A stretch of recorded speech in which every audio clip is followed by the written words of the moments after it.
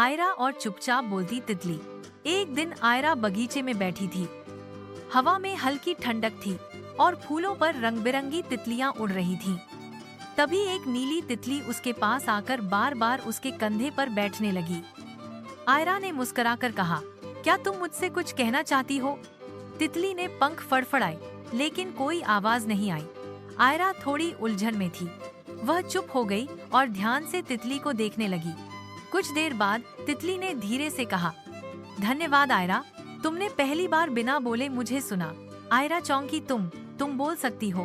तितली बोली, हाँ, लेकिन मेरी आवाज केवल वही सुन सकता है जो ध्यान से सुनता है, शांति से।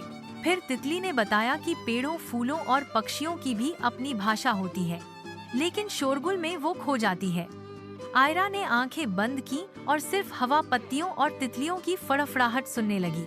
उसे लगा जैसे बगीचा मुस्कुरा रहा हो। तब तितली बोली, जब भी तुम शांत होती हो तुम प्रकृति की आवाजों को महसूस कर सकती हो। अगले दिन आयरा स्कूल में बैठी थी। जब टीचर पढ़ा रही थी, कुछ बच्चे आपस में बात कर रहे थे। आयरा शांत रही और ध्यान से सुना। टीचर जो कहानी सुना रही थी उसमें भी एक तितली थी। घर लौटकर उसने मम्मा से कहा, मम्मा, जब हम चुप रहते हैं तब असली बातें सुनाई देती हैं। तो आज हमने सीखा, ध्यान से सुनना और शांत रहना भी एक सुंदर कला है जिससे हम प्रकृति और दूसरों को बेहतर समझ सकते हैं।